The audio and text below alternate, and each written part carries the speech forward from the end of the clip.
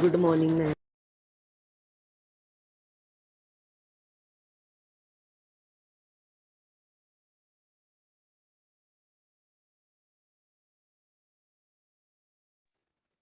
A very good morning to all of you, Vijay. Good morning. Very good morning. Good morning, ma'am. A very good morning to all of you. If any child is having any doubt from yesterday's lecture, you can ask. Otherwise, we will continue with the next questions.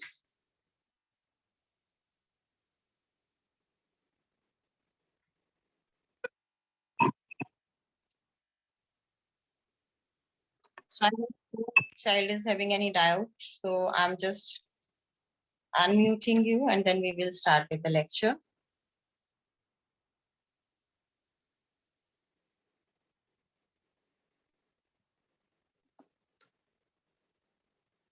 So again, continuing with our exercise 3.6. Question number 1, part 1 and 2 we had done. Now we will do the next parts. I had given you some parts in the homework also. I've done.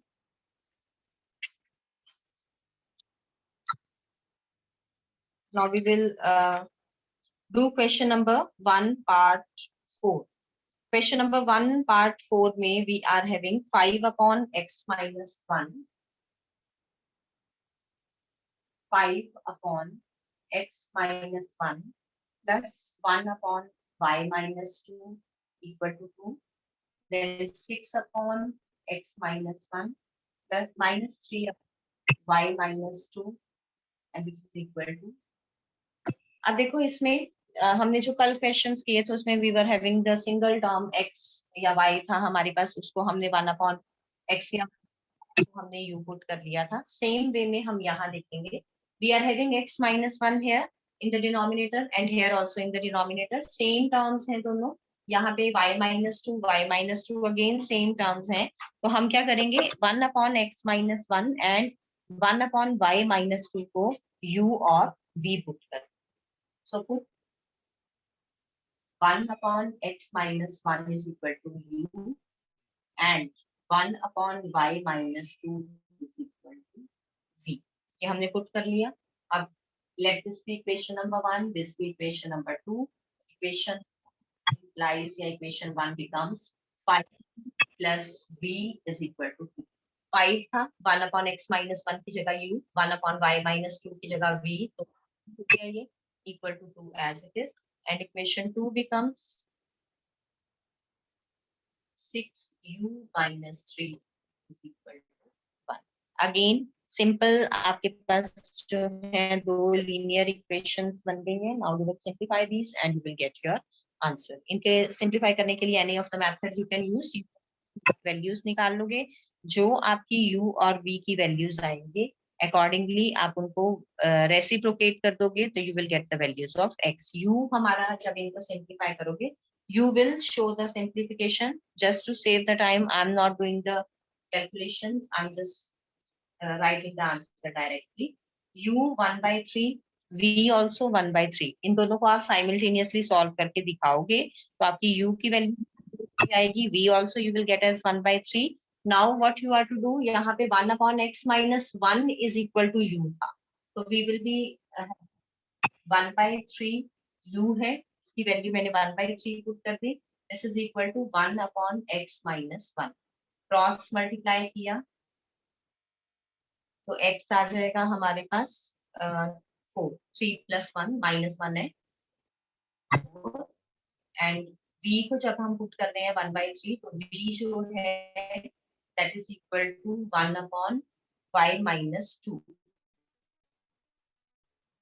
तो यहाँ से मेरे पास आ जाएगा y minus 2 is equal to 3, x is equal to 4 and y is equal to 5. तो इन questions में बस बच्चे आपने है कि जो आपका वेरिएबल डिनोमिनेटर में है उसको आपको देखना पड़ेगा कि किस हिसाब से आप पुट करो u या v. अगर यहाँ मैं सिंपली 1 अपॉन लेना चाहूँ तो क्योंकि साथ में -1 है तो 1 अपॉन x minus 1 में 1 अपॉन x को अकेला इस तरीके से नहीं निकाल सकती हूँ, तो इसलिए मुझे क्योंकि यहाँ पे भी x माइनस वन है, यहाँ पे भी x माइनस वन है, तो मैंने अपना वर्क इजी बनाने के लिए पूरे 1/x माइनस वन को u पुट कर दिया, 1/y माइनस टू को मैंने v पुट कर दिया.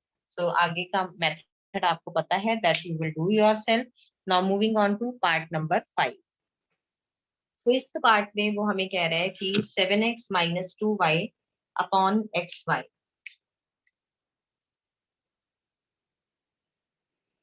अब यहाँ पे एक्स वाई प्रोडक्ट वाली जो है डिनोमिनेटर में वो भी हमें गिवन है. तो अगेन क्वेश्चन ये देख के आपने घबराना नहीं है. 7x minus 2y upon x y is equal to 5.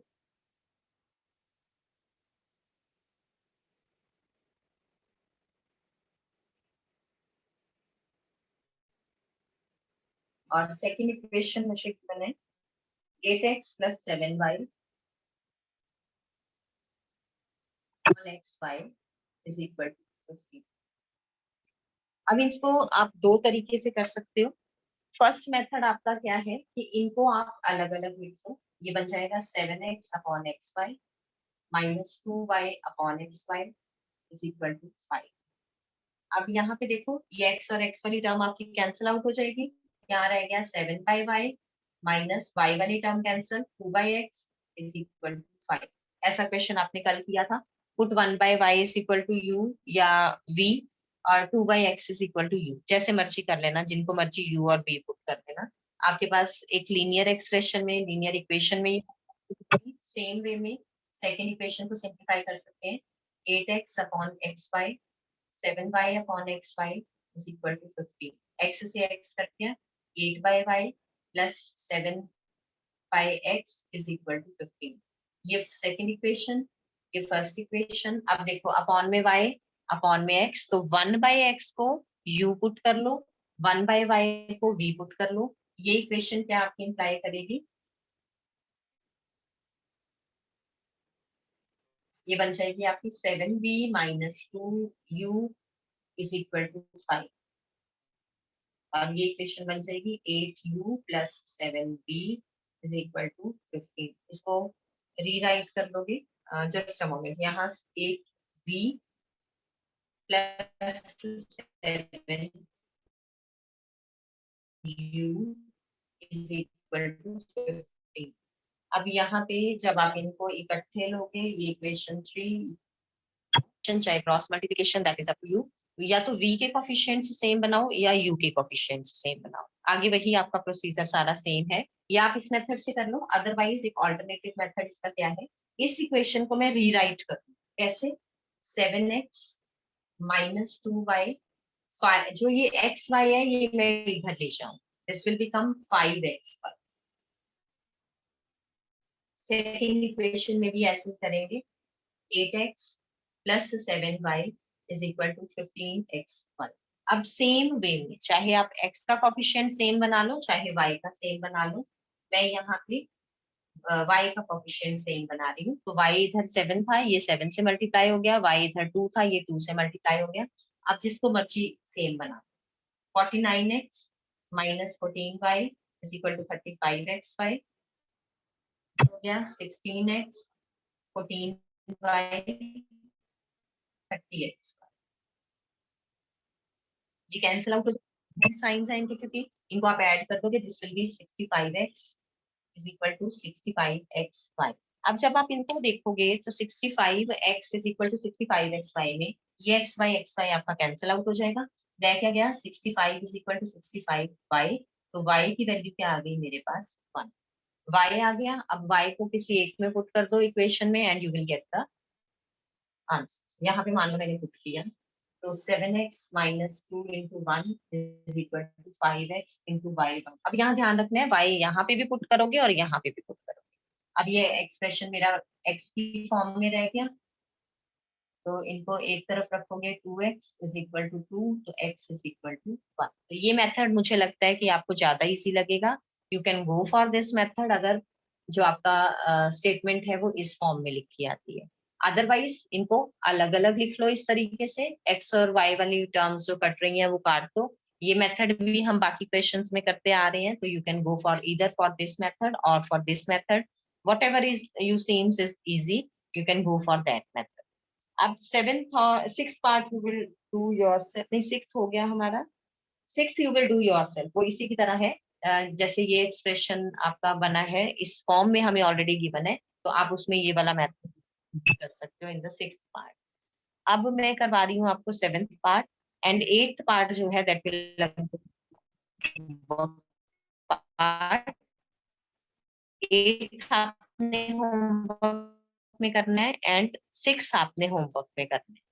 x plus y plus 2 upon x minus y. अब देखो जो मुझे यहाँ पे अपॉन में गिवन है, अगेन वेरिएबल्स गिवन है और दोनों के दोनों वेरिएबल्स जो है वो एक ही टर्म में given, x plus y given है, x माइनस वाई।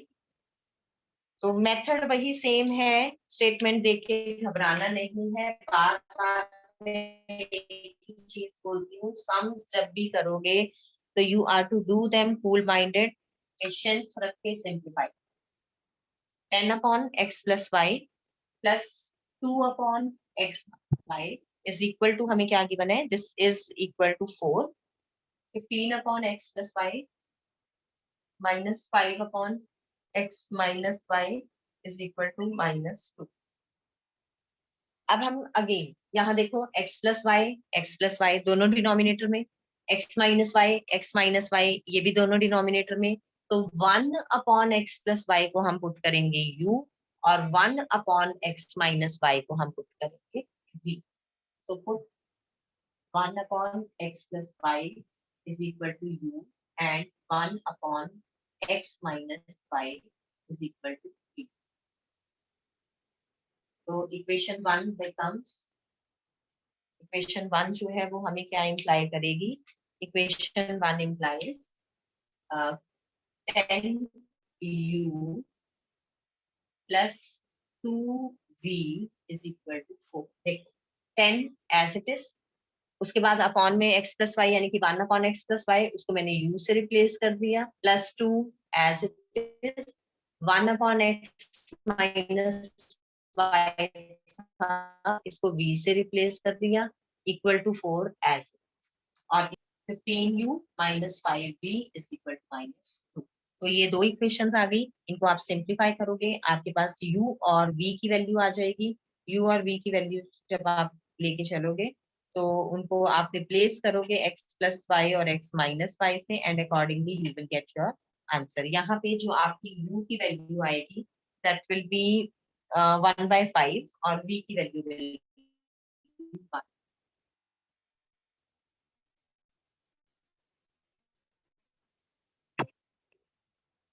अब u और v आ गए मेरे पास, ये आप अगेन बच्चे सॉल्व करके दिखाओगे, चाहे जो मर्जी मेथड यूज कर लेना।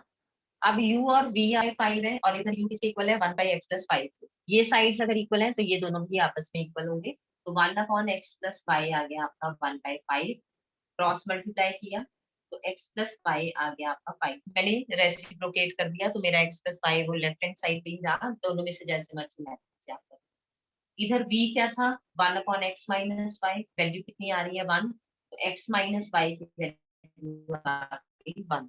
अब यहाँ पे जब उसमें डिनोमिनेटर में आपके दोनों वेरिएबल्स है ना, तो फिर से इक्वेशंस बन गई, इनको हमें फिर से सॉल्व करना पड़ेगा। एक बार तो हमने u और v को यहाँ पे सॉल्व करके u और v की वैल्यू निकाली, बट u और v क्योंकि मैंने खुद से मानने थे, ये गिवन नहीं थे मुझे, तो आंसर मुझे x और y की टर्म्स में छोड़ना है, तो मुझे u और v को रिप्लेस करना पड़ा जो मैंने पुट किया था उसके साथ। वहां से मुझे फिर इक्वेशन मिल गई, अभी तक जितने हमने क्वेश्चंस किए थे वहां से हमें डायरेक्ट x या y की वैल्यू मिल रही थी, लेकिन यहाँ क्या हुआ, यहाँ मुझे फिर इक्वेशन मिल गई। अब यहाँ जो मुझे फिर इक्वेशन मिली है तो इसको मुझे फिर से सॉल्व करना पड़ेगा।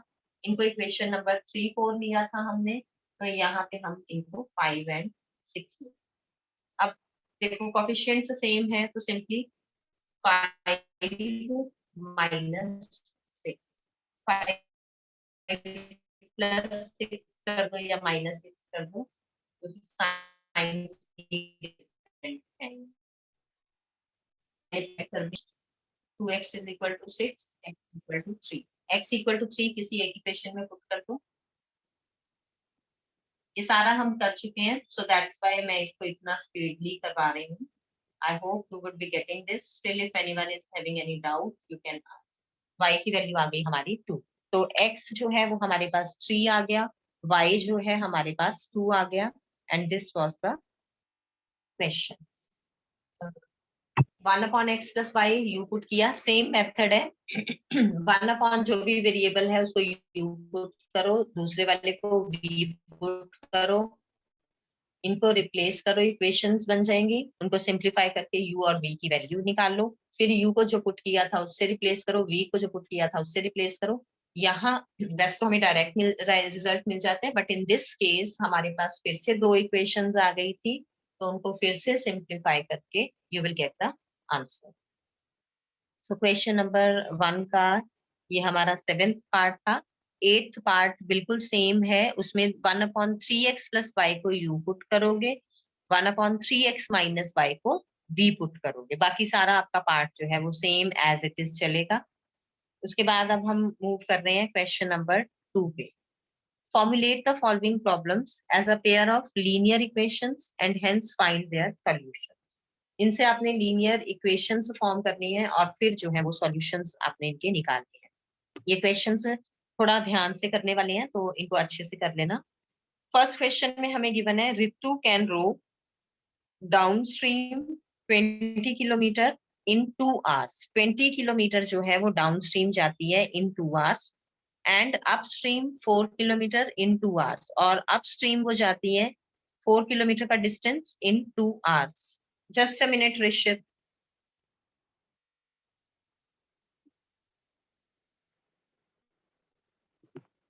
यस बच्चे। Good morning ma'am. मैम एक बार मॉर्निंग फर्स्ट बच्चे। क्वेश्चन के होमवर्क पार्ट्स बता दो। क्वेश्चन नंबर 1 के बच्चे होमवर्क पार्ट्स कल वाले तो आपको मैंने भेज दिए थे, आई थिंक। मैंने यस अमृत को कहा फॉरवर्ड। आज वाले 6 and 8। Okay ma'am, thank you ma'am.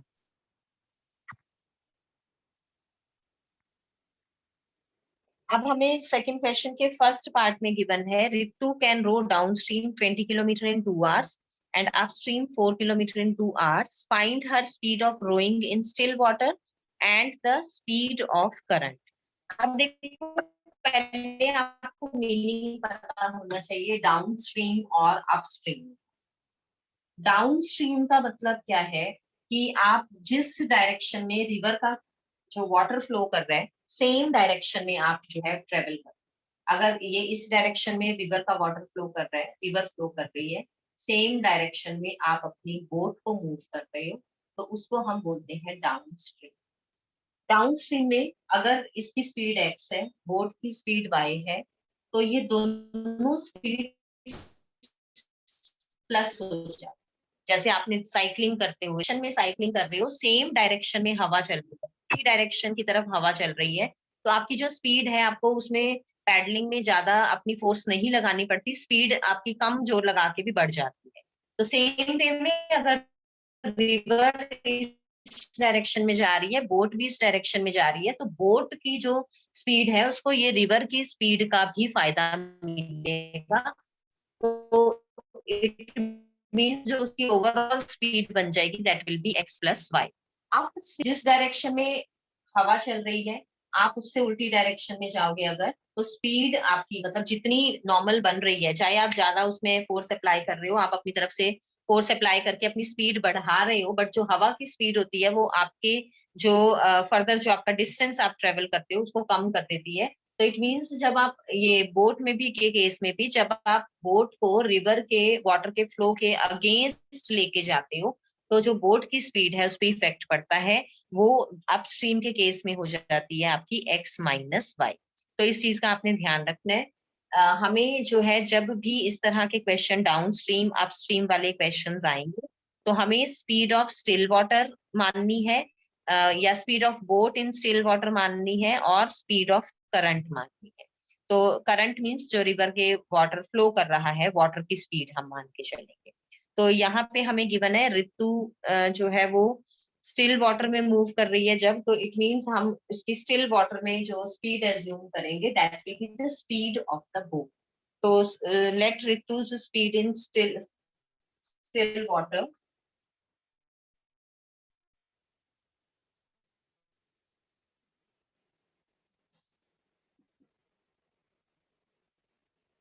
Ritu's boat speed in still water, इसको मैंने मान लिया x, and speed of current, current जहां पे वर्ड आ गया मीन्स हम स्पीड ऑफ वाटर की बात। अब एक चीज का आपने और ध्यान रखना है कि जो स्पीड ऑफ बोट है वो हमेशा स्पीड ऑफ करंट से ज्यादा होगी। पानी की स्पीड से हमेशा जो बोट है उसकी स्पीड आपने ज्यादा लेके चलनी। अब ड्यूरिंग डाउनस्ट्रीम स्पीड क्या हो जाएगी, ऐड हो जाएगी,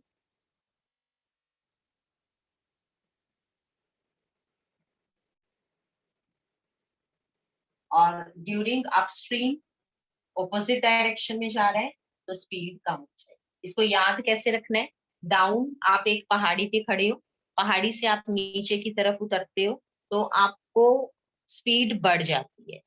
आप नीचे से पहाड़ी पे ऊपर की तरफ जा रहे हो, अप जा रहे हो तो स्पीड आपकी कम हो जाती है। अप स्ट्रीम में स्पीड कम हो गई, डाउन स्ट्रीम में पहाड़ी से नीचे की तरफ डाउन की तरफ आ रहे हो तो स्पीड आपकी बढ़ जाती है। तो x plus y downstream हो गया, x माइनस वाई जो है वो अप स्ट्रीम हो गया, यूनिट सेम रहेगा किलोमीटर पर। तो ये डाउन स्ट्रीम अप स्ट्रीम वाले क्वेश्चंस में इतना पार्ट हमने करना ही करना है। अब देखो वो क्या कह रहे हैं, Ritu can row down stream 20 kilometre, distance travel कर रही है 20 किलोमीटर, टाइम कितना लग रहा है 2 आवर्स। तो स्पीड हम कैलकुलेट कर सकते हैं, डिस्टेंस अपॉन टाइम, ये है डाउन स्ट्रीम। तो स्पीड कितनी आ गई 20/2 यानी कि 10, और इधर डाउन स्ट्रीम की स्पीड क्या है x प्लस वाई, यानी कि x plus y downstream की स्पीड कितनी निकाली है हमने 10 की। तो ये मुझे मिल गई फर्स्ट इक्वेशन। अब सेकेंड इक्वेशन के लिए अपस्ट्रीम जाएंगे, अपस्ट्रीम डिस्टेंस उसने कितना ट्रेवल किया है 4 किलोमीटर इन 2 आवर्स, क्योंकि ऑपोजिट डायरेक्शन में जा रही है तो नेचुरली जो स्पीड है वो कम हो जाएगी, डिस्टेंस अपॉन टाइम। तो 4/2 स्पीड आ गई यहाँ पे 2। अब डाउनस्ट्रीम स्पीड गिवन कितनी है हमने जो एज्यूम की थी that is x minus y, given कितनी है 2, इसको इक्वेशन 2 मान के ये दोनों इक्वेशन सॉल्व करोगे, you will get the value of x, you will get the value of y। x किसको रिप्रेजेंट कर रहा है, ऋतु की बोट की स्पीड को, और y किसको रिप्रेजेंट कर रहा है, ऋतु के जो रिवर है उसके करंट की स्पीड को। तो मेन जो आपने ध्यान रखना है वो आपको क्या पता होना चाहिए, डाउन स्ट्रीम में बोट की स्पीड और करंट की स्पीड ऐड होंगी, अप स्ट्रीम में माइनस होंगी, और जो आपने बोट की स्पीड माननी है उसमें से करंट की जो स्पीड है वो माइनस करनी है, ये ध्यान रखना है। तो उसके बाद डाउन स्ट्रीम की स्पीड निकालोगे, आपको डिस्टेंस और टाइम गिवन होता है, देन इधर अपस्ट्रीम की भी ऐसी स्पीड निकाल लोगे, x प्लस वाई को दैट स्पीड जो आपने वैल्यू निकाली है इक्वल पुट करोगे, x माइनस वाई को भी उस स्पीड के इक्वल पुट करोगे and you will get the answer. तो इस तरह का एक एग्जाम्पल भी है आपका, तो that also you will try, तो आपको ये कंसेप्ट ज्यादा क्लियर हो जाएगा। Otherwise this question also you will try and simplify. अब नेक्स्ट क्वेश्चन अगेन ध्यान से समझना, इस तरह के क्वेश्चंस हमने 8th में किए थे। 2 women and 5 men can together finish an embroidery work in 4 days। 2 women है 5 men है, वो एक एम्ब्रॉयडरी वर्क को 4 days में फिनिश करते हैं, while 3 women and 6 men can finish it in 3 days। हमें जो है मतलब वर्क गिवन है इन पर्संस का कि कितने दिन में ये एक वर्क को फिनिश कर रहे हैं, हमें निकालना क्या है, find the time taken by one women alone to finish the work and also that taken by one man alone. यानी कि हमें एक विमेन का और एक मैन का निकालना है कि कितने डेज में वो अगर अलोन वर्क करते हैं तो उस वर्क को वो फिनिश करेंगे।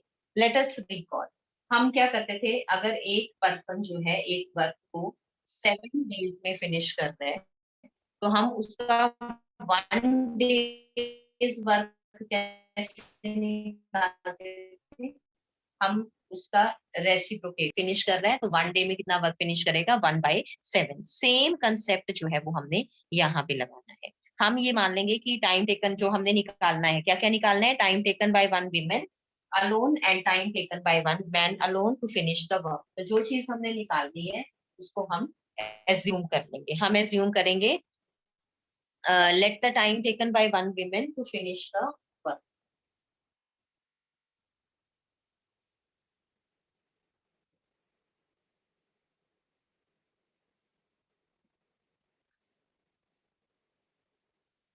X days मान लेंगे and time taken by one man that will be y days. क्योंकि टाइम हमें डेज में गिवन है तो हम इसको डेज में assume कर लेंगे.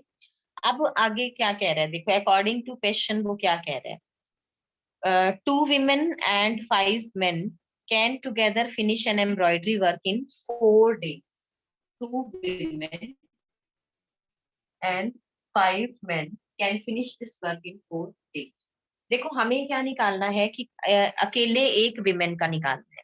तो सबसे पहले हम क्या करेंगे, अगर एक विमेन एक वर्क को x डेज में फिनिश कर देगी, यानी कि अगर x डेज में she is finishing one work, तो 1 डे में कितना फिनिश करेगी 1/x, यानी कि 1 विमेन का 1 डेज वर्क मेरे पास आ रहा है 1/x. 1 women's 1 days work is 1/x. ऐसे इधर मैन का भी साथ ही कर लेते हैं. 1 man's 1 day's work is 1/y. अब कितनी विमेन है यहाँ पे, that are 2, तो 2 जाएगा 2/x. मैन कितने हैं 5, तो 5 men's 1 day's work will be 5/y. अब जो है सारे मिलके कितने डेज में वर्क फिनिश कर रहे हैं, 4 डेज में. यानी कि अगर ये मिलके 4 डेज में 1 वर्क फिनिश कर रहे हैं तो 1 डे में इसका रेसिप्रोकल हो जाएगा. तो अकॉर्डिंग टू कंडीशन मेरे पास क्या बनेगा, 2/x प्लस 5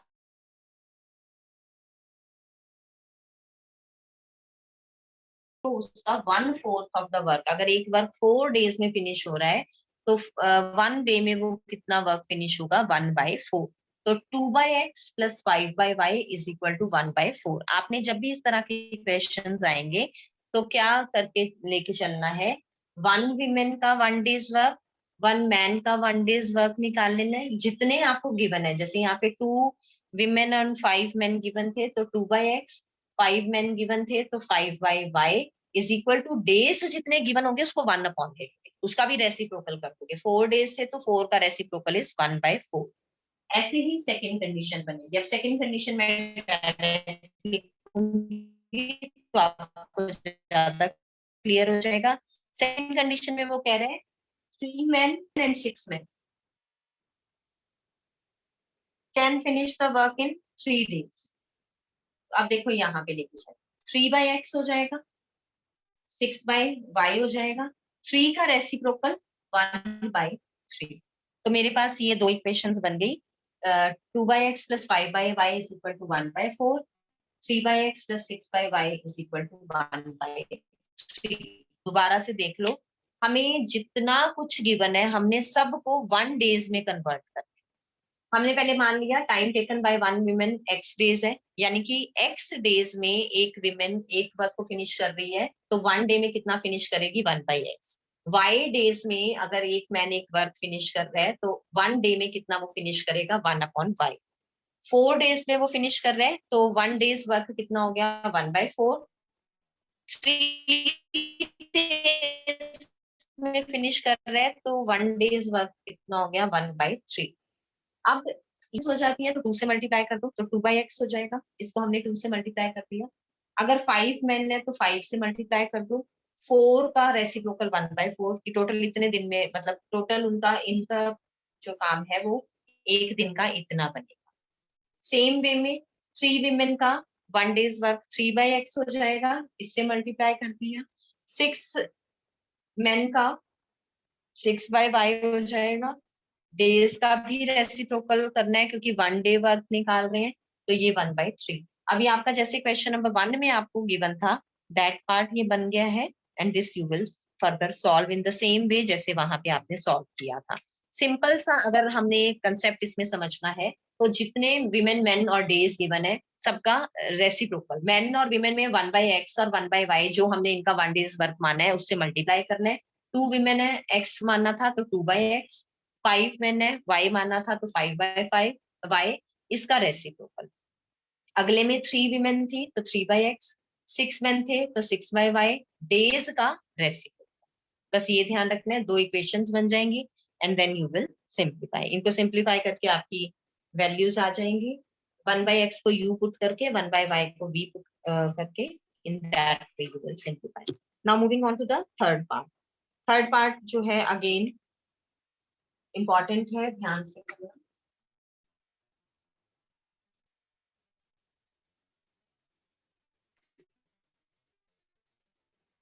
क्योंकि इसमें थोड़ी सी को ध्यान से करना और खुद से प्रैक्टिस करके देखोगे तभी कंसेप्ट क्लैरिटी हो।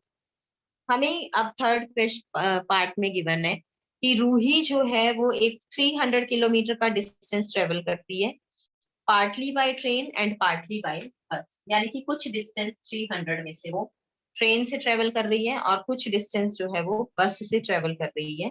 She takes 4 hours if she travels 60 kilometre by train and remaining by bus. देखो टोटल डिस्टेंस कितना गिवन है मुझे, 300 किलो। वो कह रहे हैं कि अगर वो तो टाइम उसको लगता है 4 hours, अगर वो distance travelled by train 60 kilometre लेती है एंड रेस्ट बाय बस।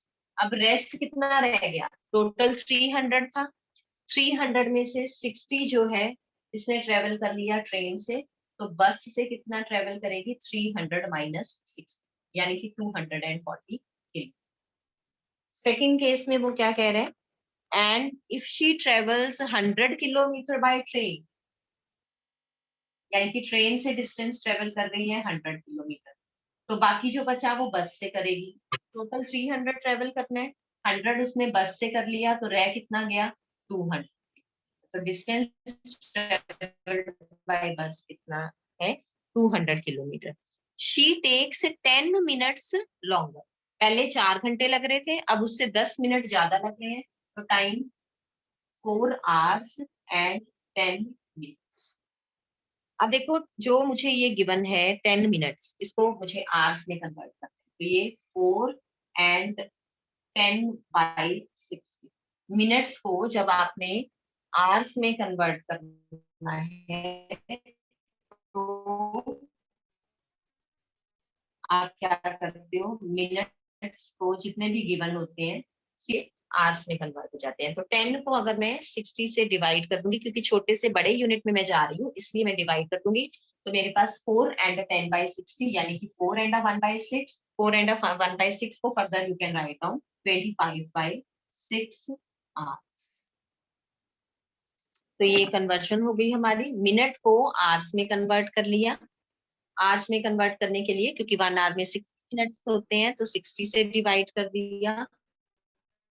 दिस इज 4 and 1/6 जो कि क्या बन गया आपका 25/6। अब मेरे पास देखो टाइम है, मेरे पास ये डिस्टेंसेस हैं, निकालना क्या है मुझे यहाँ पे, find the speed of the train and बस सेपरेटली। स्पीड ऑफ ट्रेन और बस निकालनी है तो इनको मैं let speed of train x की I can see कि time नहीं हुआ and many of you have started leaving the, उन सबकी एब्सेंट मार्क हो जाएगी। Speed of train x kilometre per hour है, स्पीड ऑफ बस y किलोमीटर पर आवर है, डिस्टेंस 300 किलोमीटर है। अब इसमें यहाँ ध्यान दो, ट्रेन से डिस्टेंस ट्रेवल कर रहा है 60 और ट्रेन की स्पीड कितनी है x, तो ट्रेन का टाइम कितना लगा 60/x। बस का डिस्टेंस 240, बस की स्पीड y, बस से टाइम कितना लगा 240/y और टोटल टाइम कितना है 4। ये मेरी फर्स्ट इक्वेशन। दोबारा देखते हैं इसको, यहाँ पे हमने कंसेप्ट डाल रहे हैं, time is equal to speed upon distance upon speed.